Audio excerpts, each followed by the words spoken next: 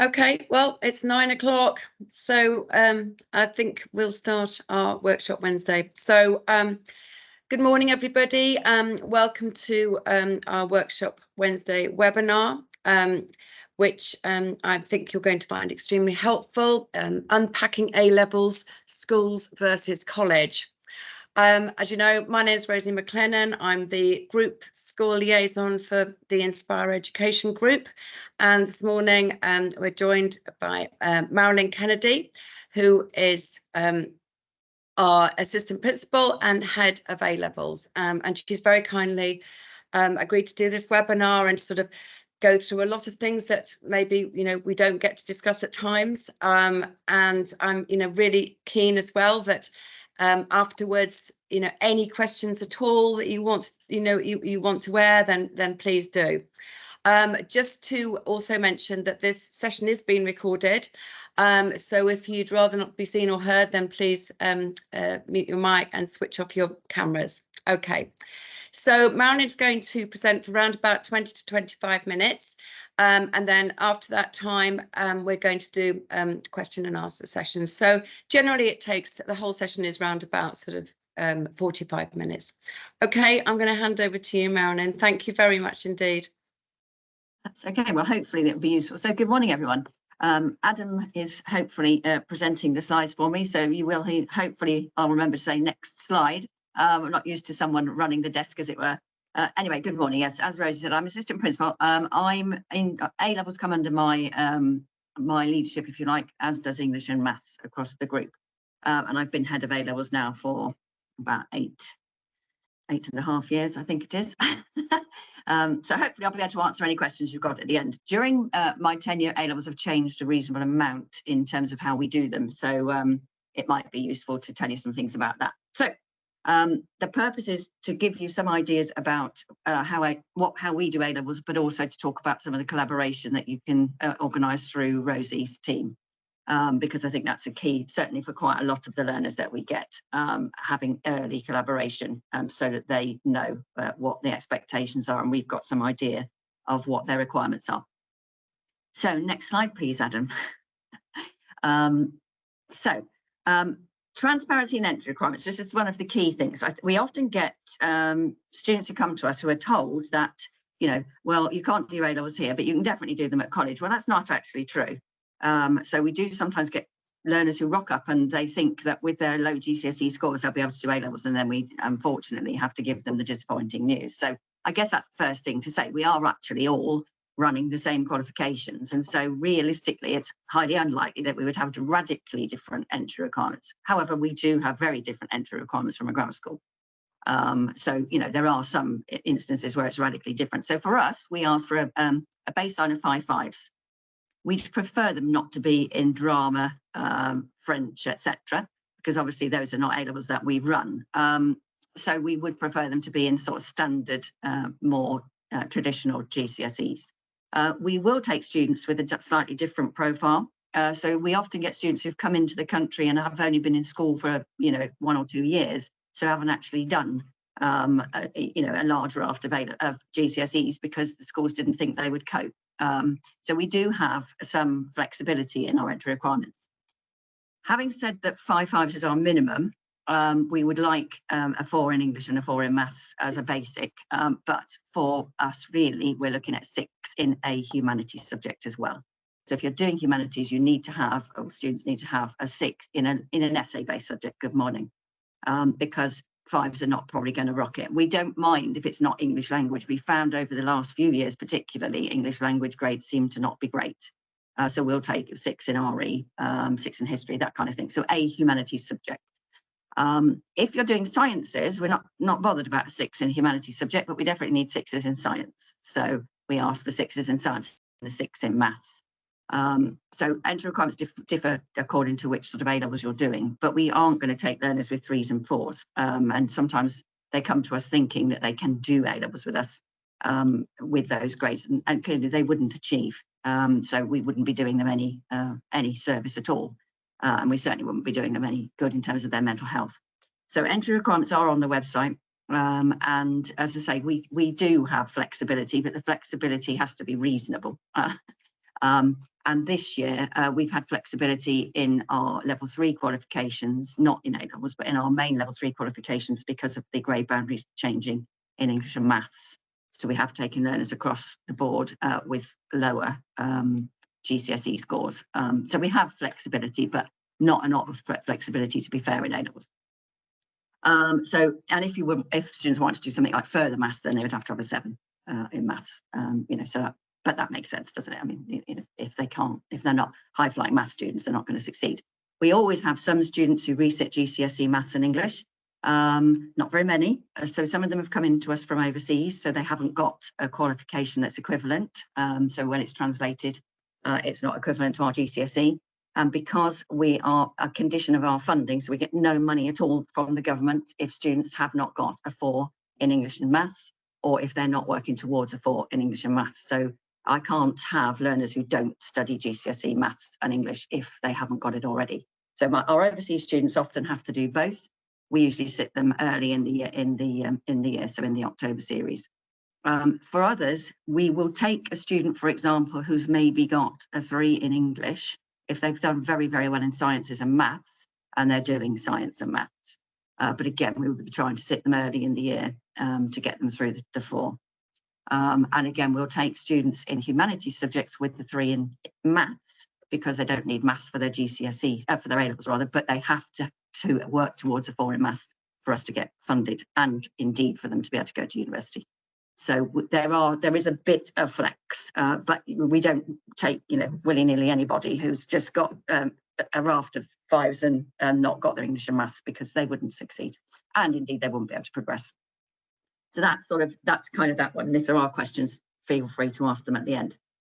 Maintaining high academic standards. In 2019, the year pre-COVID, when we had real exams, we had 100% pass rate. We're very proud of that, because we do have learners coming into us whose APS scores and we use Alice, their Alice predictions are that they would get E's and U's. And in 2019, we had a spectacular year with learners who had got poor GCSE scores and who did really, really well. Then, of course, we went into the COVID years, so we had CAG and TAG, and we were sensible and realistic, I believe, in our predictions. And then this year, we was probably the worst, because we had students with severe mental health difficulties, really severe mental health difficulties, and one of our learners did actually get a U in one of her A-levels, so we didn't have a 100% pass rate.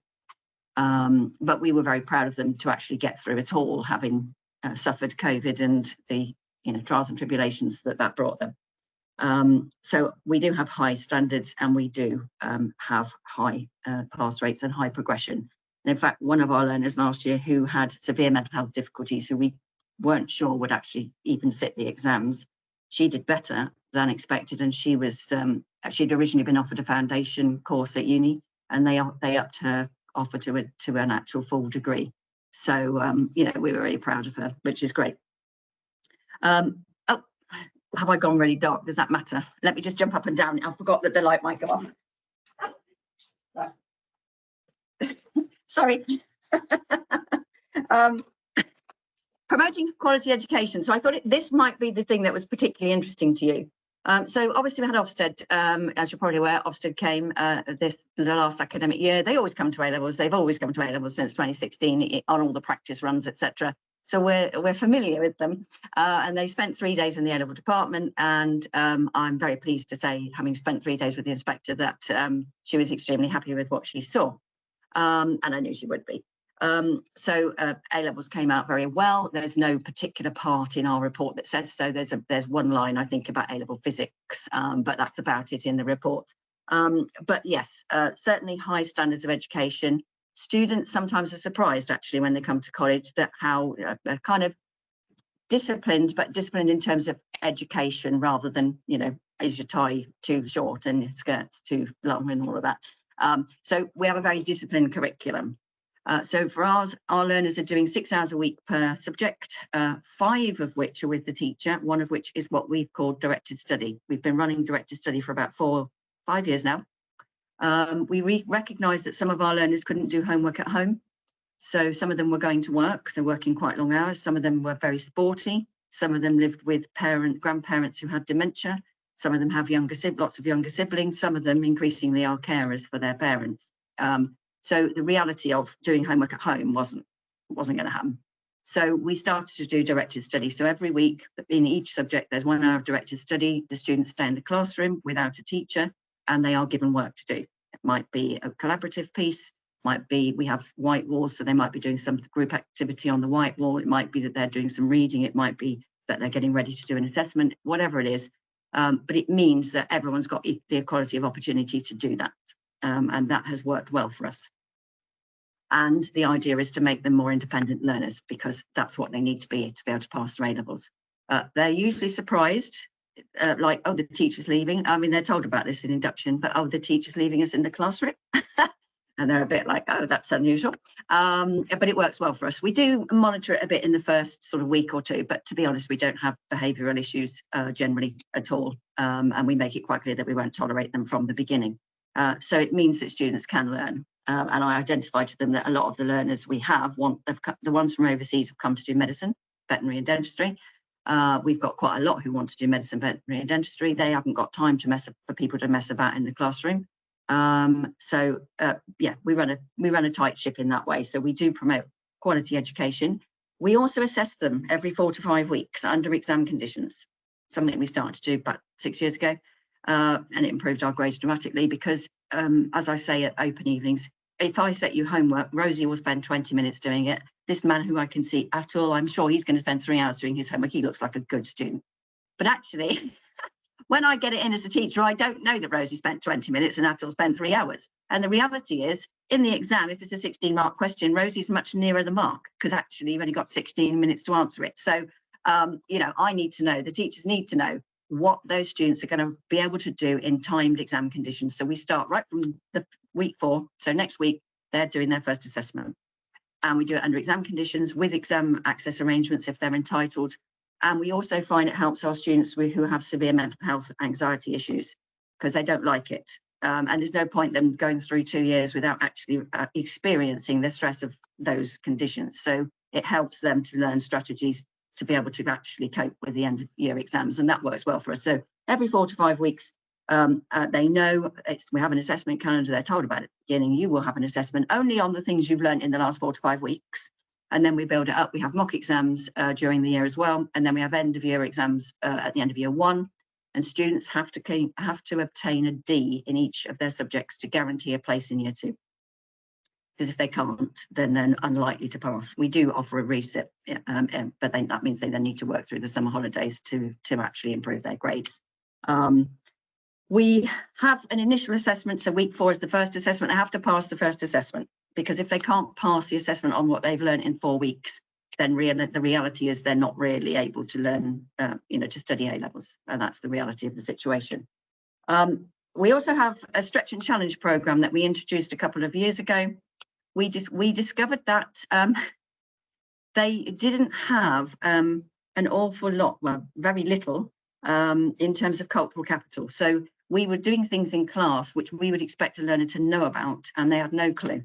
So unless it's on TikTok or Instagram, they don't know about it. And of course, a lot of the things we need them to know about aren't on Instagram and TikTok. So we started a stretch and challenge program, and that's related to their subjects, but they can also pick anything at random. And so we have on there things like the Gresham lectures, we have short courses, we have particular reading, and it's aimed at all students, but we encourage them to all do some, but obviously our high flying students in reality do the most. A lot of our learners don't really know how to read, which seems a bit weird. They managed to go through GCSEs, so they can't read, they can't study, they can't revise. So in our tutorial program, we spend a lot of time up until Christmas looking at those techniques, how to take notes, how to read, how to skim read, how to actually revise. And because they're doing assessments every 4 or 5 weeks, they need to know how to do this. And so again, we're building up their skills as we go through. So it's not just about teaching them the subject, it is very much about that wraparound skills development as well. We also have a student mentor who does tutorials, so it's kind of the PSAG stuff. And she supports learners with particular mental health difficulties, of whom we have, 80%, I think, at the moment. We're on 80% of our first years have some kind of mental health issue. ranging from anxiety to suicidal attempts. So a lot of time spent on welfare. We have a fantastic welfare wraparound in this college, I'm very pleased to say. And we've had learners who have had serious difficulties in their years with us and before us, and have been sectioned, etc., who we can support to get through their A-levels, and we do every year. And they do really well, which is fantastic. In terms of progression, promoting quality education, a lot of our learners want to go to university, but increasingly they don't. So about 55% usually go on to uni. This year, quite a few went into foundation programs because they hadn't quite got the grades for some of the things they wanted. And as I say, some of them actually, one of them in particular, went up from a foundation to a degree. But we also promote apprenticeships. We had 3 very successful students who went on to higher level apprenticeships, and there's some slides about them at the end. Obviously, a lot of our learners are looking at, well, quite a substantial amount of our science learners are looking at medicine, veterinary and dentistry, and quite a number of our learners are looking at Russell Group, but not all of them. Some of them want to stay close to home. Some of them even go to University Centre Peterborough. So, you know, we have students who want to be, you know, for various reasons, usually health and caring, who want to stay closer to home. So students going into all sorts of higher education qualifications and higher level apprenticeships, and we have a lot of support for that. Next slide, please, Adam. So this is where Rosie's team comes in, early communication. So Rosie will often contact us to say, we've been contacted by, you know, about this learner. That's particularly important for learners who maybe at schools already know are not going to stay with them, and maybe have issues that we need to be aware of. And so we have an ALS team who will have meetings with learners who have particular learning difficulties. We also have early intervention from the welfare team where we know in advance that students have got mental health issues. We also work with Pilgrim School and some of the other hospital schools and special schools around. So the early communication comes usually through Rosie's team, and then they will actually communicate with us and we can arrange visits, etc. And there's a bit of a slide about that in a moment. Collaborative assessment. We've used this successfully with some learners who've come to us from unusual pathways, if you like. So we have a pathways department in the college who work with learners who've maybe been out of school or have particular learning difficulties. And we've worked with some of the other schools to do an initial assessment to make sure that A-level is the right thing. And we usually do some work over a number of weeks, ask them to do some work and ask them to do some writing to see whether this is the right course of study, if you like, for them. And joint evaluation of communications. This is important, especially where they're not likely to necessarily meet the entry requirements, or they've come in from overseas, or they're refugees. So obviously we've had refugees for many years in A-levels, recently from the Ukraine, but from Afghanistan for many, many years. So looking at, you know, what's the reality? Are these learners in reality going to be able to do A-levels or not? Because there's no point them being sort of fed the idea, the carrot that they can, and then we say, well, actually, no, you can't. We do have learners. I spoke to a Ukrainian family this year where I recommended the learner should actually do a level 2 program first, because his written English wasn't good enough in order to be able to do the A-levels, though he was clearly bright enough. So he was doing a level 2 program and then will come on to A-levels in the following year. So it's things like that that knowing early is very useful. Having that communication with school is very useful, so the learners aren't disappointed. And as I say, English and maths, we have flexibility with that, but we have no flexibility with maths in science, and we have no flexibility with English in humanities, because that wouldn't be appropriate. Next slide, please.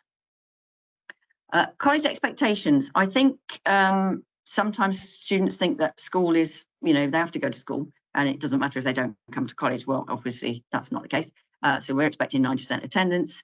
As you know, if you've, you know, as you will be aware, I'm sure, A-levels go at a pace. Once they went linear, there's a lot of content. There's a lot that the students need to know, and they need to be able to synthesize that information. So we're doing a topic a week usually. So if a student misses a week, they've missed a topic. If they miss 2 weeks, they've missed 2 topics. Very hard to catch up. We we do put in catch-up sessions. But you know, if it's a routine, I'm not going to go. That isn't going to work for us or the student, and they're certainly not going to meet those assessment points and pass them. If a student fails an assessment point, they have to redo it, because obviously if they haven't secured that knowledge, then they can't. You know, they're not going to move on successfully. So you know, it is a tight ship. There is a sort of a regime, if you like, and it doesn't work for students who won't attend. We do accommodate students who are ill to attend online, and we've done that for a long time. COVID helped us with that. I guess we learned how to do it. So a student could be ill with COVID or something else and actually not be able to attend. We had a learner 2 years ago, he had serious knee problems and he was regularly having knee surgery. So he would regularly attend online. And attending online is fine as long as you attend and do the work. It's the students who think, well, I can't be bothered to get up today, who are the problem for us. So we do expect them to be here. We do expect them to do the work that is set, which sometimes surprises them. So yeah, we have the same expectations really as school. The only things we don't expect are they don't have to stay on site. They can leave unless it's lesson time. They don't have to wear a uniform. So those are the things where our expectations would be different. And we do parents' evenings and parental reports. So, you know, we are telling parents about students, because I think sometimes they think, oh, I'll go to college and no, I'm not turning up. Well, no, that's not how it works. Assessing their readiness. In our induction, we do quite a lot of work around that. We talk to them about mental health and our welfare support. And we do in reality have some learners whose mental health means they are not really what we call ready to study. And so we've already got a few learners who are on that programme. We're trying to support them to see if we can. And so we will do as much as we can to support them. We also have students with visual impairments. We've got a student who's got hearing difficulties this year. So again, it's looking at the package and making sure we're ready to support them. Exploring different educational tracks. Often parents particularly are keen for their young people to do A-levels because they can go to university, and actually for many learners that is not the right option.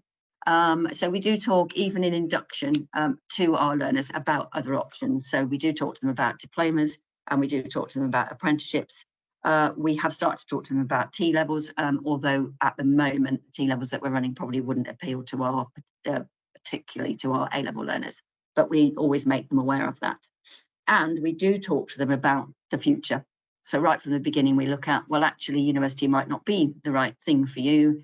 Some of them already know it's not anyway. They've picked A-levels because they didn't want to be sort of funneled down a particular route, like business or health and social care. But we talk to them about what the options are, and we do quite a lot of work on apprenticeships, and increasingly students interested in that option.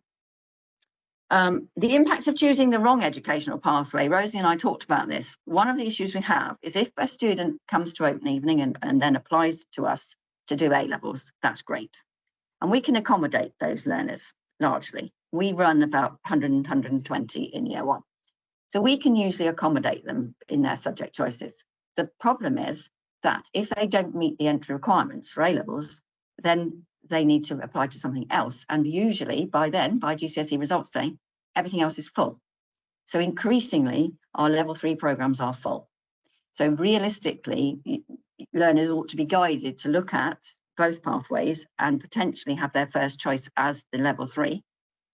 Because in reality, I can look at my application numbers and I might as well, you know, it's like spitting in the wind. I might as well just invent a number, because I know that every year it's going to be between 100 and 120 learners who meet the criteria. So I might have 250 who said they wanted to do A-levels, but the 150 of them are going to do something else. Some of them will stay at school, but some of them will look to do a level 3 here.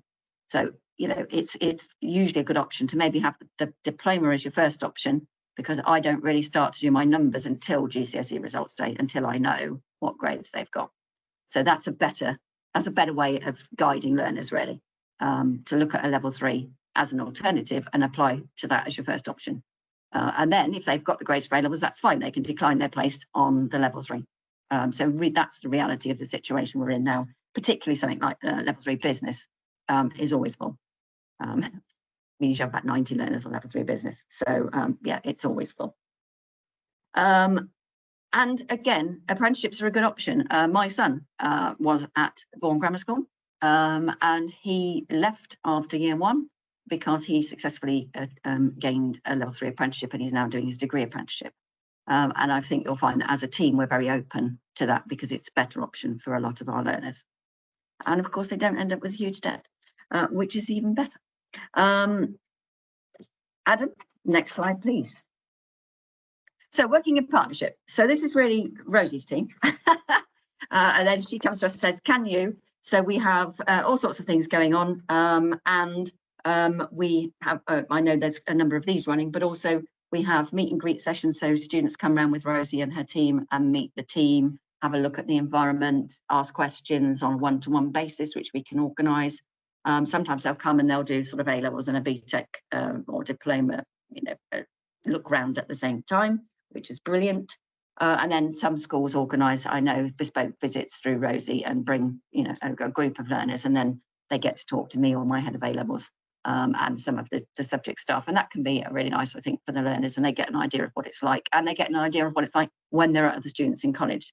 Whereas on an open evening, it's not quite the same. You just see the rooms and the teachers. You don't really see the other students. So it gives them a bit of an idea about that. Next slide, please, Adam. So 3 of our learners last year were successful in achieving higher level apprenticeships. So Jonathan was with us. Jonathan, I wouldn't mind me saying that he was made homeless during his journey through A-levels with us, and was supported very well by our welfare team, and did extremely well to come out with his A-level grades of 3 Bs, and had originally thought he wanted to go to uni, but actually he's doing a degree apprenticeship with a civil engineering company. Next slide, please.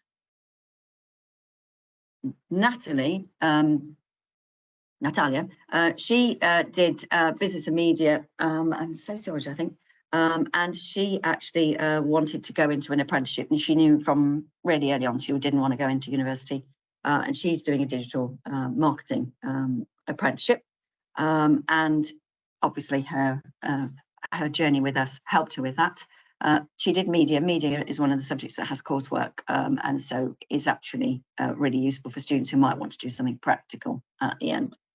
And so, yeah, she's doing digital marketing degree apprenticeship with a sports charity, which is fantastic. And then Jensen, who I will talk about, Jensen, we always knew wasn't a university material student, but was great, and we gave him an award. We gave him a Making a Difference award at the end of the year, because he was the student who would stick up for others. He was the student who would say, excuse me. He was also a student who spoke with Ofsted very competently, and he secured, he was one of 1,000 who applied for a high level apprenticeship with Handsome, and he got it. So we're very thrilled for him. So, some of our learners aren't going to university. They never intended to, and some of them changed their minds partway through. And that's great. So we're not an A-level to HE factory, if you like. We want to look at what are the best options for the learners who are in front of us, and I think we do that very well. And I think Rosie would agree with us that we do a good job of that. And we do support learners who come to us with serious mental health issues. And we do that very well as well, because the learners tell us so, and so do their parents. We always, every year, though, all obviously have high-flying students who come to us who want A stars to go into medicine, veterinary, and dentistry. So we have both ends of the spectrum, really, and the staff work really well with that sort of cohort. And our learners, one of the things that Ofsted commented on was the fact that the learners support each other. So we do mentoring. Students mentor other students, but actually the students in general are very supportive of each other. And when they come in to us in induction, we have a lot of learners who don't know anyone. They may have friends in college, but they're not doing A-levels. Some don't know anyone at all, and some have come in from overseas and don't know anyone. So we spend a lot of time in those first few weeks supporting them to know each other, because that is a key to success. I think it's quite hard to go somewhere new, not know anyone, and feel lonely. So we do spend a lot of time doing that, and I think it's one of the things probably parents worry about as well. I'm going to stop talking now.